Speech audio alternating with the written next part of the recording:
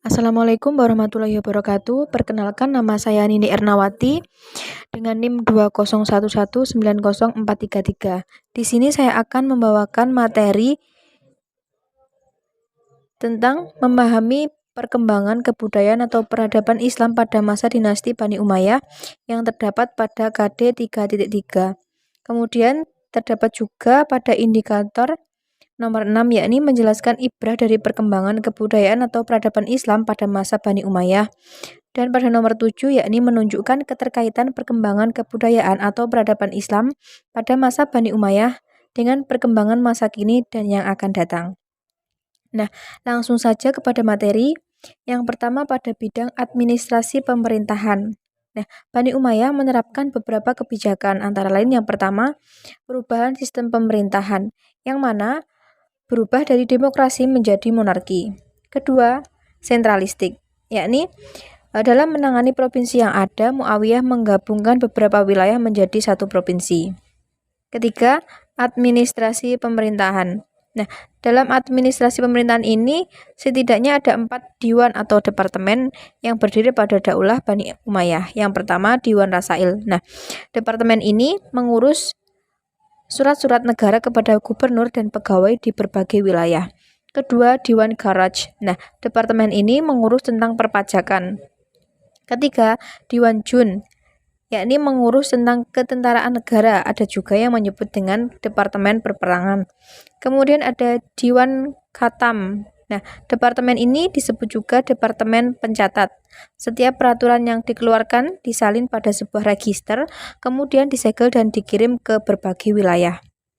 Selanjutnya ada lambang negara. Nah, lambang negara di sini ditetapkan bendera merah sebagai lambang negara, di mana sebelumnya pada masa Khulafaur Rasyidin belum ada. Kemudian bahasa resmi administrasi pemerintahan adalah bahasa Arab. Bidang yang kedua adalah pada bidang sosial kemasyarakatan. Terdapat beberapa kebijakan. Yang pertama, panti sosial penyandang cacat. Nah, orang cacat di sini diberi gaji, orang buta diberikan penuntun, orang lumpuh disediakan perawat. Ia juga mendirikan bangunan khusus untuk pengidap penyakit kusta agar mereka dirawat sesuai dengan persyaratan standar kesehatan. Kemudian Arab dan Mawali, yakni masyarakat dunia Islam begitu luas, sedangkan orang-orang Arab merupakan unsur minoritas. Meskipun demikian, mereka memegang peranan penting secara sosial. Muslim Arab menganggap bahwa mereka lebih baik dan lebih pantas memegang kekuasaan dari Muslim non-Arab. Muslim non-Arab kala itu disebut Mawali. Mulanya Mawali adalah budak tawanan perang yang dimerdekakan. Belakangan istilah Mawali diperuntukkan bagi semua Muslim non-Arab.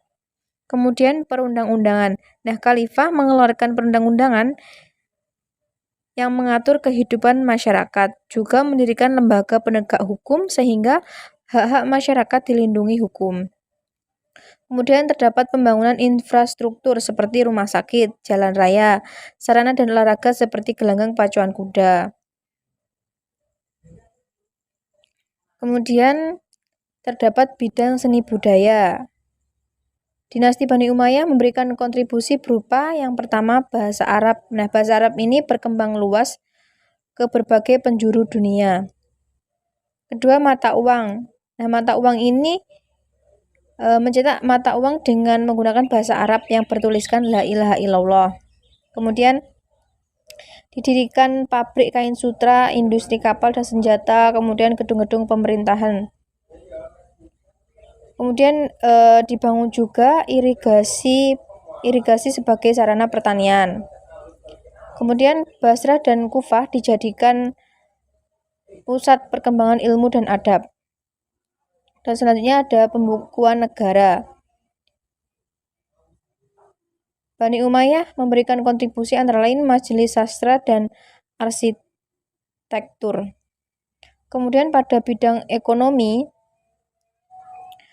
Bani Umayyah menerapkan beberapa kebijakan, yakni sumber pendapatan dan pengeluaran pemerintahan. Sumber uang masuk pada zaman Bani Umayyah sebagiannya diambil dari dharaib, yaitu kewajiban yang harus dibayar oleh warga negara. Kemudian mata uang kaum muslim dicetak secara teratur. Pembayaran diatur dengan menggunakan mata uang ini. Kemudian terdapat organisasi keuangan yang terpusat pada Baitul Mal. Kemudian pada bidang pendidikan, daulah menyediakan tempat-tempat pendidikan antara lain kutab, masjid, Arabisasi. Nah, Arabisasi ini merupakan gerakan penerjemahan ke dalam bahasa Arab. Kemudian ada Baitul Hikmah, merupakan gedung pusat kajian dan perpustakaan. Kemudian yang terakhir ada bidang politik dan militer. Nah, perkembangan atau prestasi pada bidang politik militer yaitu dengan terbentuknya 5 lembaga pemerintahan. Yang pertama, lembaga politik. Kedua, lembaga keuangan. Ketiga, lembaga tata usaha. Kemudian ada lembaga kehakiman dan lembaga ketentaraan. Dan juga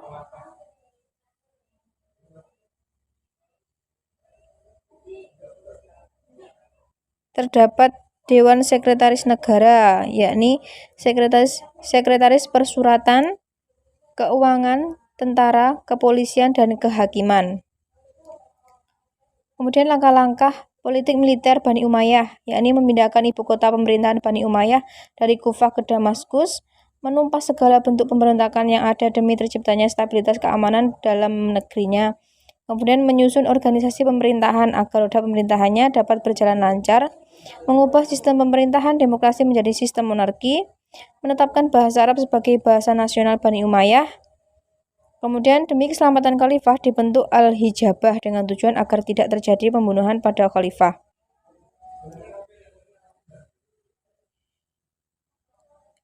Kemudian dalam kebijakan militer, dinasti Bani Umayyah menerapkan beberapa hal, yakni undang-undang wajib militer. Nah, daulah Bani Umayyah memaksa orang untuk masuk tentara dengan membuat undang-undang wajib militer. Mayoritas adalah berasal dari orang Arab. Kemudian futuhat atau ekspansi. Nah, perluasan ke Asia Kecil dilakukan Muawiyah dengan ekspansi ke Imperium Bizantium dengan menaklukkan Pulau Rhodes dan Kreta pada tahun 54 Hijriah. Setelah 7 tahun, Yazid berhasil menaklukkan kota Konstantinopel. Terima kasih. Apabila ada kurang lebihnya saya mohon maaf. Wabillahi taufik wal hidayah. Wassalamualaikum warahmatullahi wabarakatuh. Assalamualaikum warahmatullahi wabarakatuh. Bismillahirrahmanirrahim. Baik, di sini saya Noris Anukotul Aziza, doa nomor induk mahasiswa 201190434 akan mempresentasikan mind mapping saya yang berjudul tentang profil dan kepemimpinan Umar bin Abdul Aziz. Nah, sebelum kita menjelaskan tentang profil dan kepemimpinan Umar bin Abdul Aziz, maka terlebih dahulu kita akan mempelajari mengenai kompetensi inti. Pada KI 1 ini terdapat menghargai dan menghayati ajaran agama yang dianutnya, kemudian menghargai dan menghayati perilaku jujur, disiplin, tanggung jawab, peduli atau toleransi, gotong royong, santun, percaya diri dalam berinteraksi secara efektif dengan lingkungan sosial dan alam dalam jangkauan pergaulan dan keberadaannya. Pada KI 3 disebutkan memahami pengetahuan faktual, konseptual, dan prosedural berdasarkan rasa ingin tahunya tentang ilmu pengetahuan, teknologi, seni budaya terkait fenomena dan kejadian tampak mata. KI 4 mencoba mengolah dan menyaji dalam ranah konkret atau menggunakan, mengurai, merangkai, memodifikasi, dan membuat, dan ranah abstrak atau menulis, membaca, menghitung, menggambar, dan mengarang sesuai dengan yang dipelajari di sekolah dan sumber lain yang semua dalam sudut pandang atau teori. Nah, berikutnya adalah kompetensi dasar 1.1 merespon kesolehan dan kesederhanaan Umar bin Abdul Aziz merupakan cerminan perilaku Rasulullah SAW. 1.4 merespon diri dari sisi-sisi negatif perilaku para penguasa daulah dinasti Umayyah. Kemudian 2.4 menghargai kesederhanaan dan kesolehan Umar bin Abdul Aziz dalam kehidupan sehari-hari. 3.2 memahami sejarah berdirinya dinasti Bani Umayyah. 3.5 Memahami sikap dan gaya kepemimpinan Umar bin Abdul Aziz.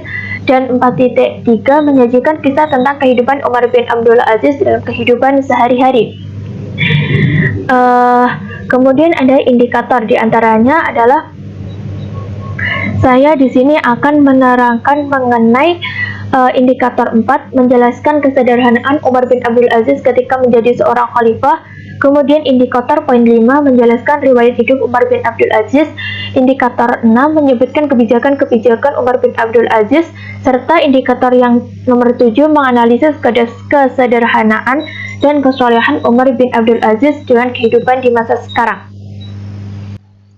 Baik, langsung saja di sini sudah ada mind mapping mengenai profil dan kepemimpinan Umar bin Abdul Aziz.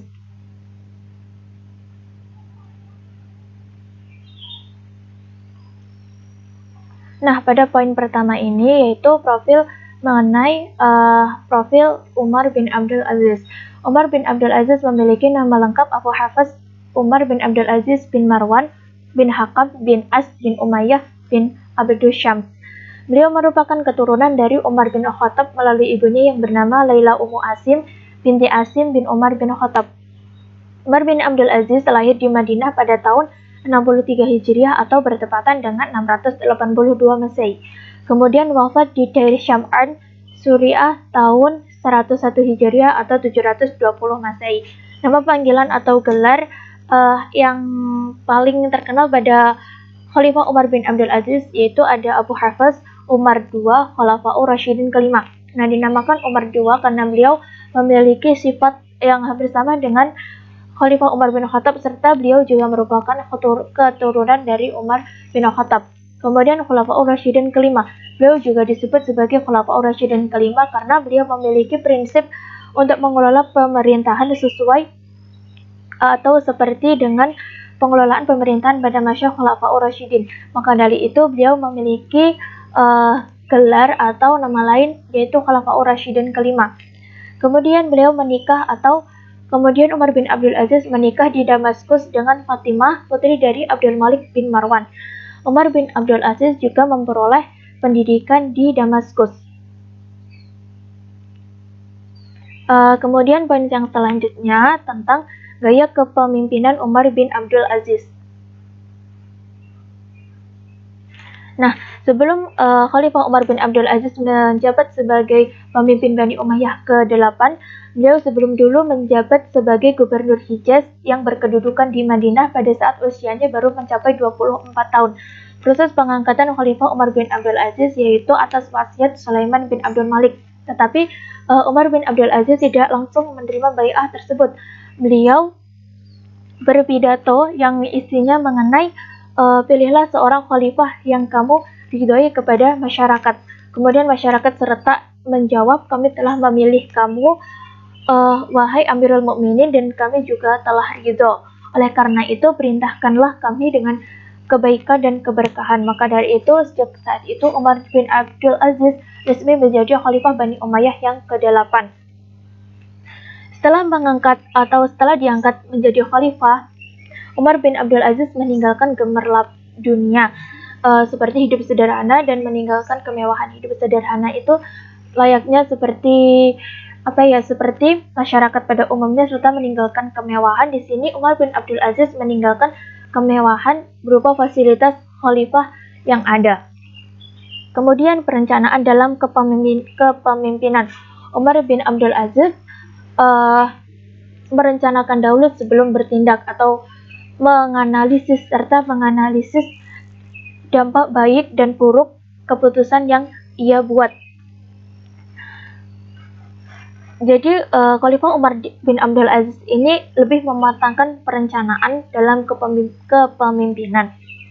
Struktur pemerintahan pada saat Khalifah Umar bin Abdul Aziz menjadi pemimpin ini terdapat 4 tingkatan. Yang tingkat pertama Khalifah Umar bin Abdul Aziz, tingkat 2 penasihat dan pembantu khalifah, tingkat 3 pengurus kharaj dan tentara, serta tingkat 4 yang terakhir yaitu tingkat hakim, mufti, dan guru.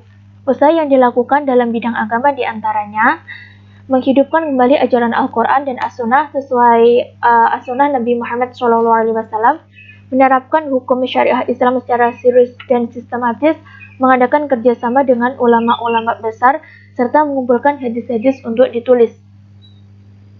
Sedangkan usaha lain yang dilakukan Umar bin Abdul Aziz dalam bidang pengetahuan diantaranya memindahkan sekolah kedokteran yang ada di Iskandariyah atau Mesir ke Antakya atau Turki dan Haran atau Turki.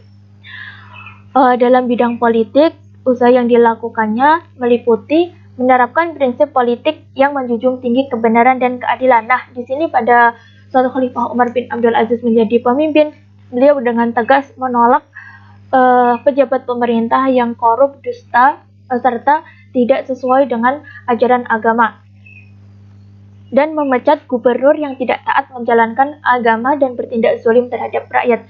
Selanjutnya, mengawasi jalannya politik pada setiap daerah. Nah, pada saat mengawasi jalannya politik ini, Umar bin Abdul Aziz menyuruh perwakilan orang suruhannya mengawasi jalannya politik pada setiap daerah.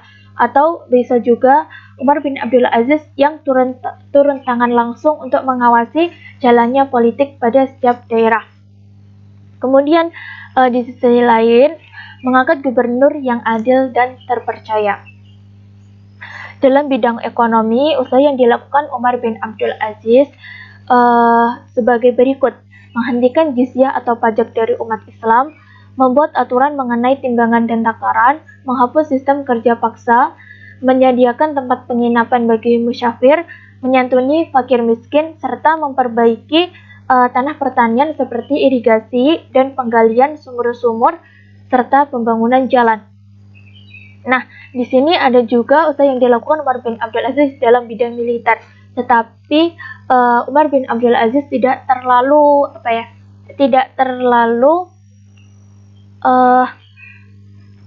melihat atau tidak terlalu menekankan pada bidang militer.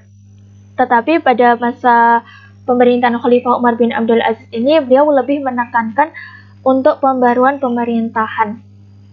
Jadi untuk bidang militer ini beliau kurang memperhatikan. Usaha yang dilakukan dalam bidang dakwah dan perluasan wilayah, di antaranya menghapuskan perbuatan mencela Ali bin Abi Thalib dan keluarganya dalam khutbah setiap salat Jumat. Nah, karena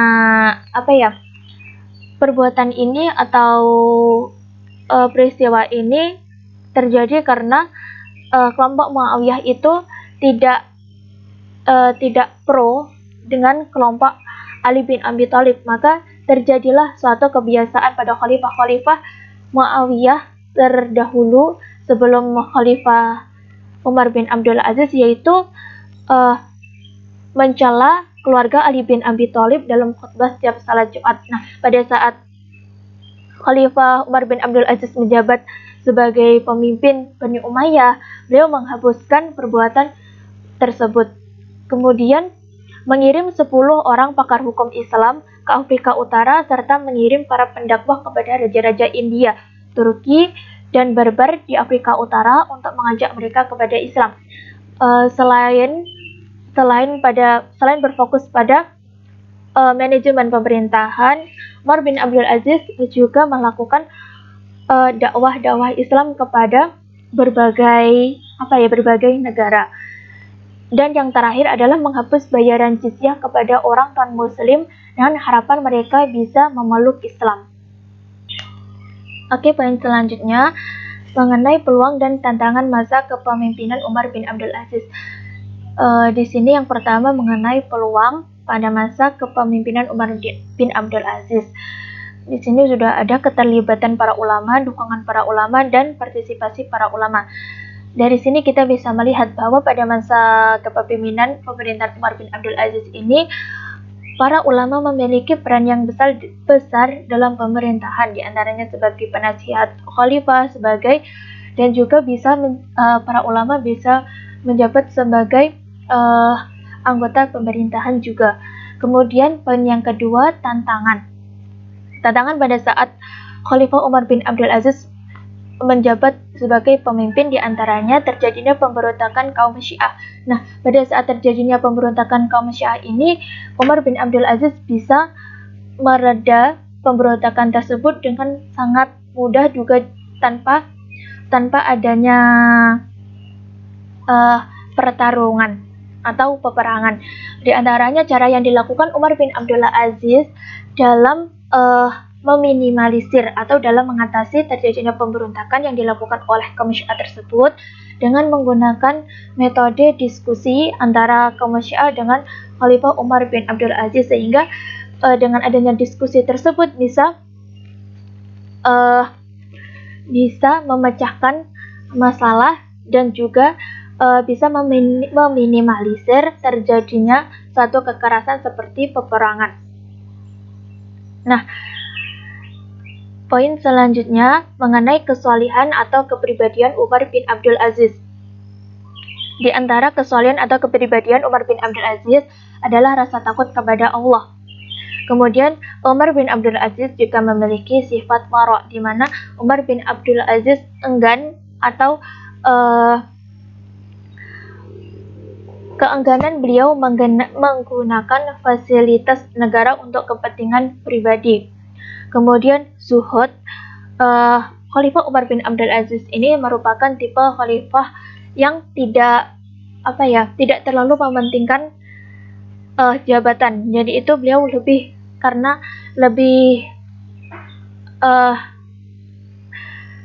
beliau itu merasa bahwa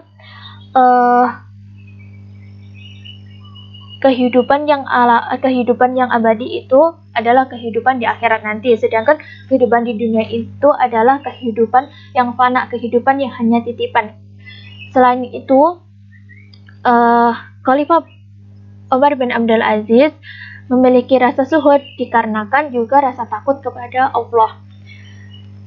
Kemudian kepribadian Umar bin Abdul Aziz yang selanjutnya adalah tawadhu dan adil, di mana pada masa pemerintahan ini Khalifah Umar bin Abdul Aziz benar-benar adil, tidak membeda-bedakan kasta maupun golongan. Jadi semua masyarakat itu menjadi suatu kesatuan tanpa adanya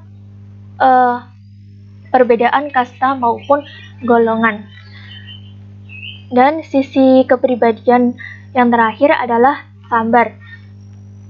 Ini dapat dicontohkan dari kesabaran Umar bin Abdul Aziz menghadapi pemberontakan yang dilakukan oleh kaum Syiah dengan mengadakan diskusi bersama untuk menyelesaikan permasalahan yang ada. Poin yang terakhir mengenai prestasi Khalifah Umar bin Abdul Aziz, di antaranya adalah kodifikasi al-hadis. Nah, pada masa Khalifah Umar bin Abdul Aziz ini melakukan kodifikasi hadis serta menunjuk Muhammad bin Muslim bin Shihab az-Zuhri sebagai penyeleksi hadis antara di mana hadis palsu ataupun tidak. Kemudian Umar bin Abdul Aziz juga menunjuk Muhammad bin Abu Bakar al-Hasni sebagai pengumpul hadis sekaligus penyusun hadis. Yang selanjutnya menghapus diskriminasi pada kaum Mawali. Nah, di sini kita dapat mengetahui pada khalifah-khalifah sebelumnya itu terdapat suatu menjunjung tinggi perbedaan kasta, sehingga menimbulkan suatu keirian, kemudian juga diskriminasi pada kaum Mawali. Maka dari itu, semenjak Khalifah Umar bin Abdul Aziz, beliau menerapkan atau menghapus diskriminasi pada kaum Mawali, sehingga semua rakyatnya itu hidup berdampingan tanpa adanya suatu pembatas perbedaan. Dan yang terakhir adalah manajemen Baitul Mal. Pada masa prestasi ini sebenarnya sudah ada sejak khalifah-khalifah terdahulu, tetapi pada khalifah Bani Umayyah terdahulu sebelum Khalifah Umar bin Abdul Aziz itu Baitul Malnya termasuk ke dalam Baitul Mal yang sangat berantakan manajemennya, dikarenakan adanya atau keserakahan para khalifah-khalifah terdahulu. Maka dari itu, posisi di sini Umar bin Abdul Aziz mengedepankan posisi untuk manajemen Baitul Mal serta mengembalikan fungsi Baitul Mal sebagai kebutuhan masyarakat sekitar. Mungkin sekian presentasi dari saya. Apabila ada kurang lebihnya, saya mohon maaf yang sebesar-besarnya. Akhiran, wassalamualaikum warahmatullahi wabarakatuh. Poin yang ketiga yaitu kehidupan budaya Arab pada masa dinasti Umayyah. selama pemerintahan dinasti Umayyah dapatlah dicatat kemajuan yang dicapainya, terutama yang terkait dengan kehidupan budaya Arab yang secara dominan memberikan warna kepada budaya Arab Islam di kemudian hari. Yang pertama yaitu politik dan pemerintahan. Di bidang pemerintahan budaya Arab pada masa dinasti Umayyah mengalami perubahan dan kemajuan. Perubahan yang signifikan yang memiliki pengaruh besar di kemudian hari adalah diubahnya sistem demokrasi atau syuro. Dengan sistem monarki, pembentukan dewan-dewan, penetapan pajak dan korot, sistem pemerintahan provinsial, dan kemajuan di bidang militer. Pada masa dinasti ini juga dibentuk 5 dewan di pusat pemerintahan, yaitu Dewan Militer, Keuangan, Surat Menyurat, Pencapaian, dan Dewan Pos. Pada masa Khulafaur Rasyidin, kekayaan negara menjadi milik bersama umat. Pada masa dinasti ini, pajak negara dialihkan menjadi harta pribadi para khalifah.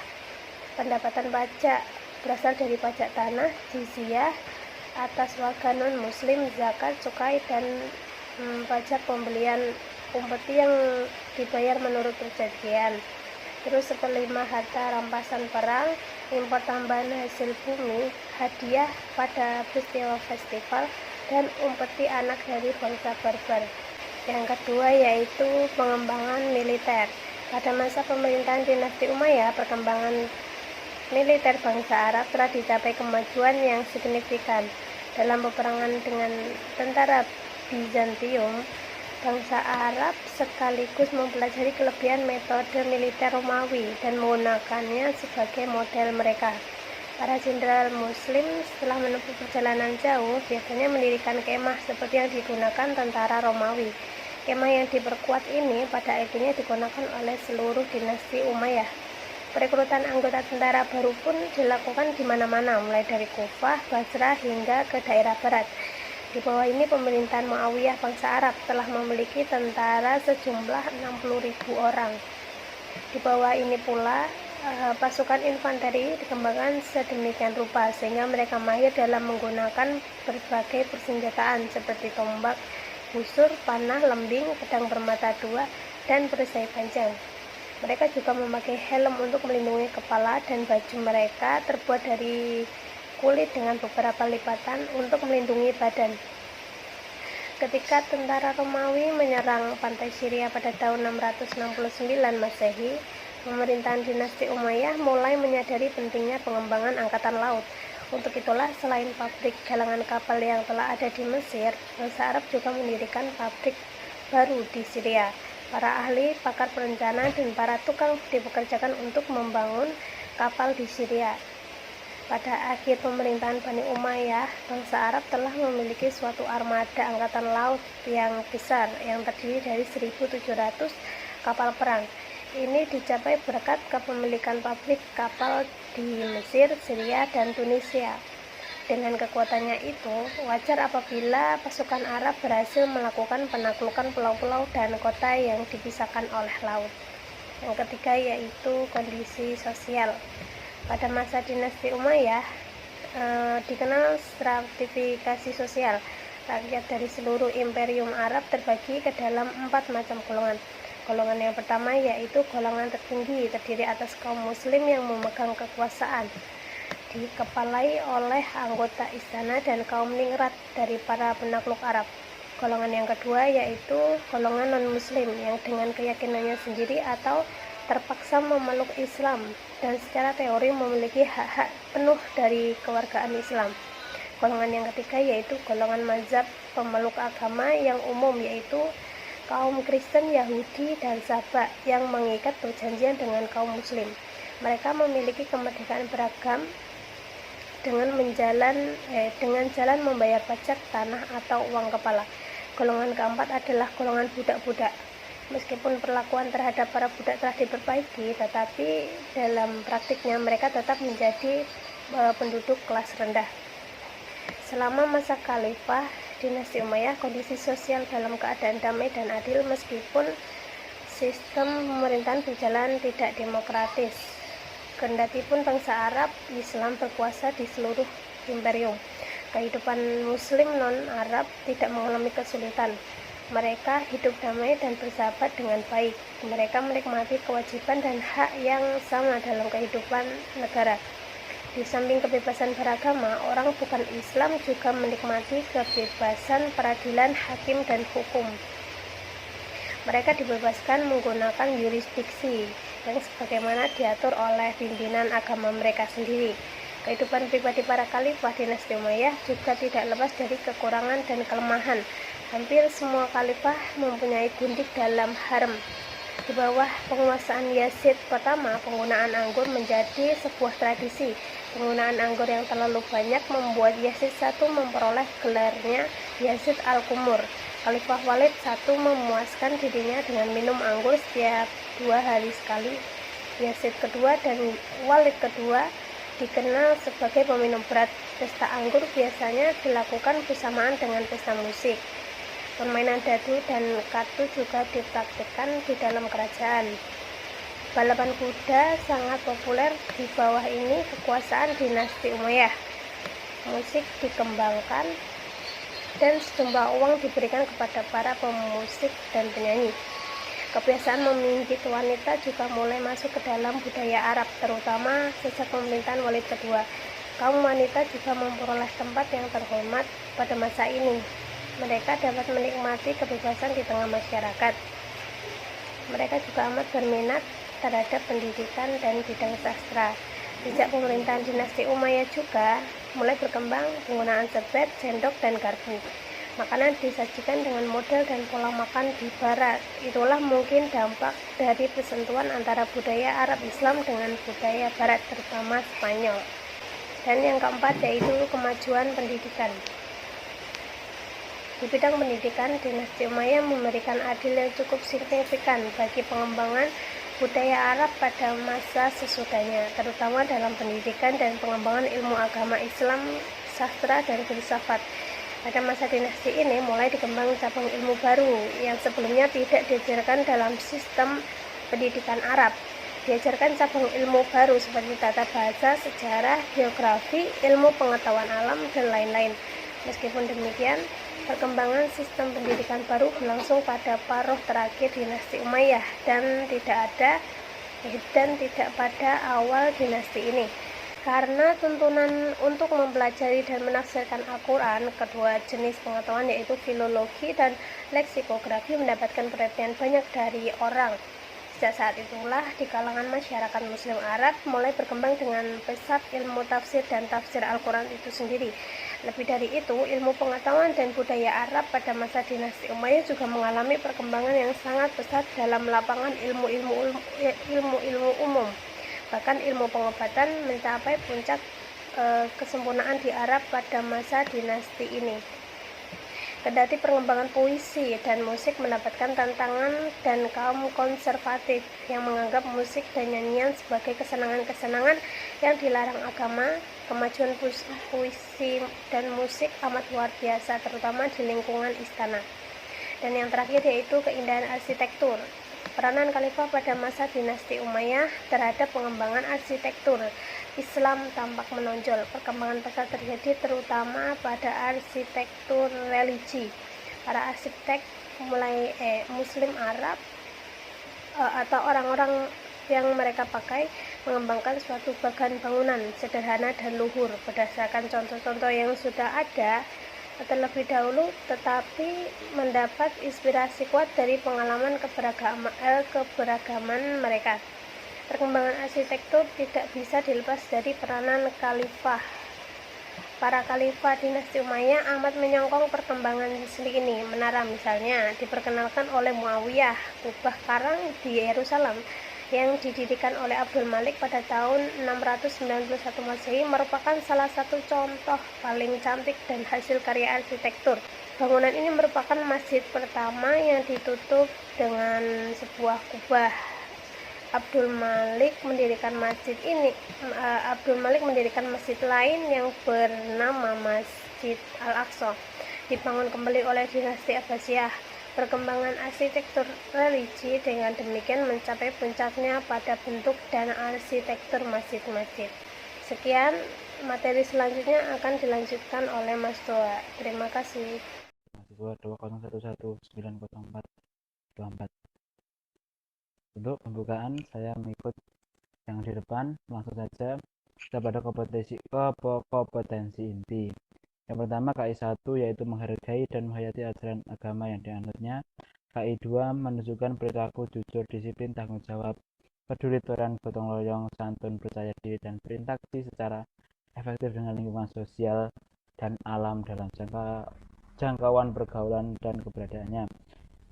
KI 3 menganalisis pengetahuan faktual, konseptual, dan prosedural berdasarkan rasa ingin tahunya tentang ilmu pengetahuan teknologi seni budaya terkait fenomena dengan kejadian yang tampak mata. KI 4 mencoba mengolah dan menyaji dalam ranah konkret menggunakan mengurangi, merangkai, memodifikasi, dan membuat dalam ranah abstrak, menulis, membaca, menghitung, menggambar, dan mengarang sesuai dengan yang dipelajari di sekolah dan sumber lain yang sama dengan sudut pandang teori tersebut.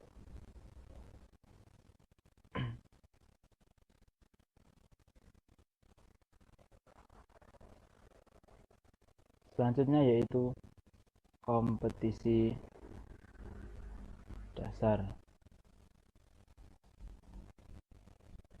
yang mana 1.6 menghayati kewajiban umat Islam untuk mengembangkan peradaban. 1.7 menghargai spirit Islam dalam pengembangan ilmu yang melakukan para ilmuwan muslim untuk kemajuan intelektual Islam di masa yang akan datang. 2.6 menjalankan sikap dinamis demi kemajuan peradaban umat Islam. 2.7 mengamalkan sikap semangat menuntut ilmu sebagaimana ilmuwan muslim pada masa Daulah Umayyah. 3.6 menganalisis perkembangan peradaban Islam pada masa Daulah Umayyah. 3.7 menganalisis ilmuwan muslim dan perannya dalam memajukan peradaban Islam pada Daulah Umayyah. 4.6 menyajikan fakta kemajuan peradaban Islam pada masa Daulah Umayyah, merekonstruksi pemikiran umat Islam, ilmuwan muslim beserta bidang keilmuan yang pada masa Daulah Umayyah. Langsung saja menuju materi, yaitu judul tema pada yang saya presentasikan yaitu tokoh dan perannya dalam Daulah Bani Umayyah. Yang mana tokoh pertama yaitu Abu Bakar Muhammad bin Muslim bin Ubaidillah bin Zihab Az-Zuhari, yang mana beliau merupakan tokoh ahli hadis atau ilmuwan hadis yang pertama pada masa Khalifah Umar bin Abdul Aziz, yang mana pada masa khalifah tersebut memerintahkan para gubernur dan para ulamanya untuk mengumpulkan hadis, yang mana yang dipelopori oleh Abu Bakar Muhammad bin Muslim bin Ubaidah bin Zihab Az-Zuhari, yang kemudian perjuangan yang beliau lakukan dalam mengumpulkan hadis dilanjutkan oleh Ibnu Juraij dan Ar-Rabi bin Sihabi, dan masih banyak ulama-ulama lain yang melanjutkan perjuangan beliau dalam membukukan hadis, yang mana pada pemerintahan Bani Umayyah pembukuan hadis tersebut belum begitu sempurna. Pembukuan hadis mencapai kesempurnaan pada masa dinasti Abbasiyah.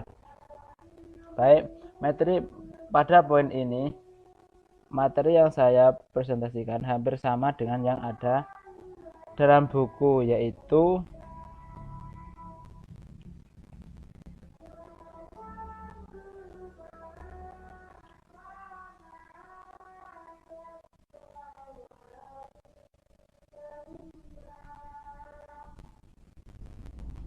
pada buku SKI Islam, buku Sejarah Budaya Islam MTS kelas 7, yang pada subtema tokoh ilmuwan muslim terkemuka dalam Daulah Bani Umayyah. Lanjut pada poin yang berikutnya, tokoh ahli tafsir. Tokoh ahli tafsir pertama kali dipelopori oleh Ali bin Abi Thalib, yang mana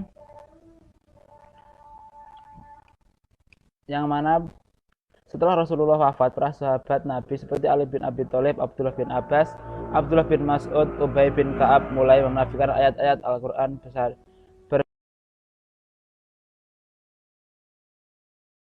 di antaranya yaitu Madrasah Makkah atau Madrasah Ibnu Akbar, yang kedua Madrasah Madinah atau Madrasah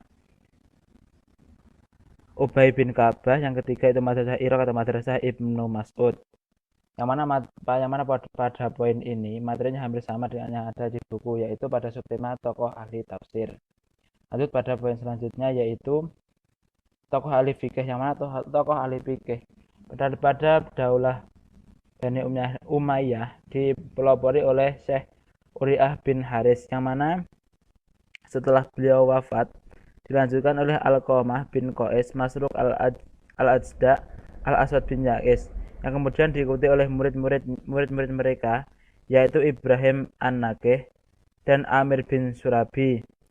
Sesudah itu digantikan oleh Hamad bin Abu Sulaiman, yaitu guru dari Abu Hanifah. Pada materi ini hampir sama dengan materi yang ada di buku, yaitu tokoh ahli fikih.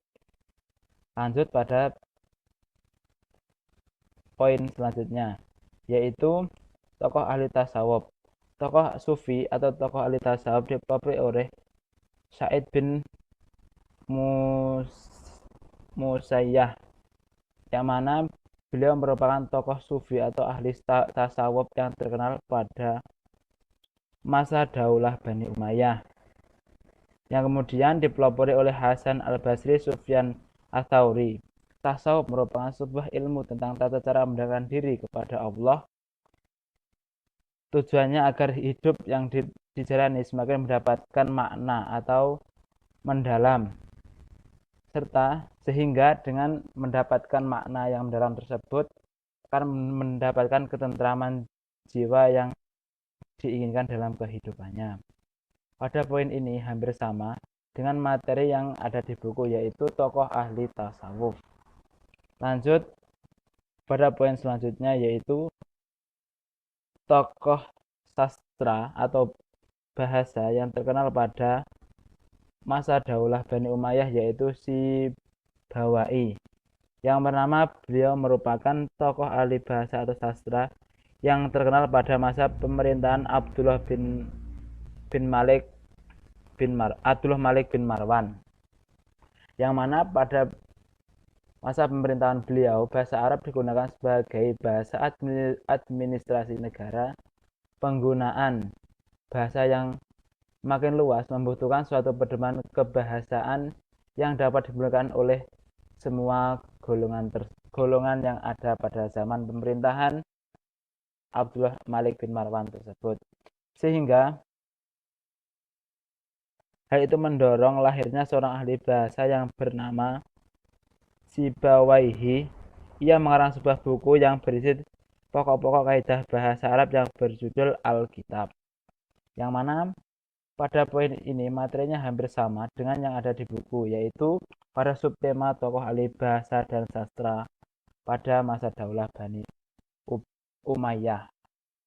Lanjut pada tema yang selanjutnya, yaitu tokoh ahli sejarah atau tokoh geografi, yang pada masa Daulah Bani Umayyah tokoh tersebut yaitu Ubaid bin Syuriah al-Jurhumi, yang merupakan beliau adalah tokoh sejarah atau geografi yang pertama kali muncul pada masa Daulah Bani Umayyah, khususnya pada Khalifah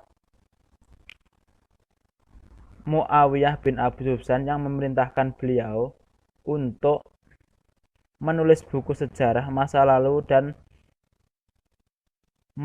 yang ada pada Bani Umayyah.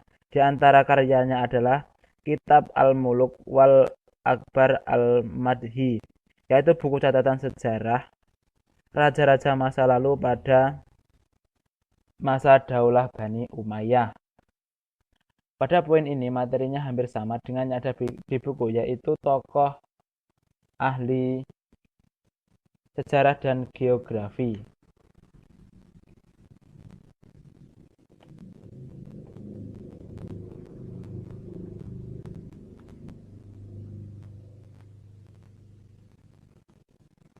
Lanjut pada poin yang selanjutnya, yaitu tokoh ilmu kedokteran pada masa Daulah Bani Umayyah.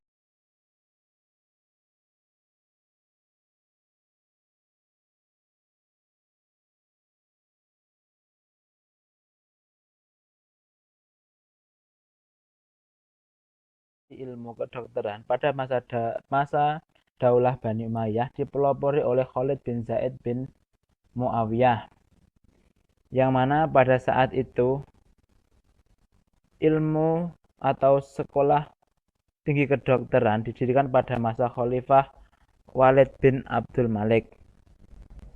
Ia memerintahkan para dokter untuk melakukan riset dengan anggaran yang cukup dan rangka mengembangkan ilmu kedokteran.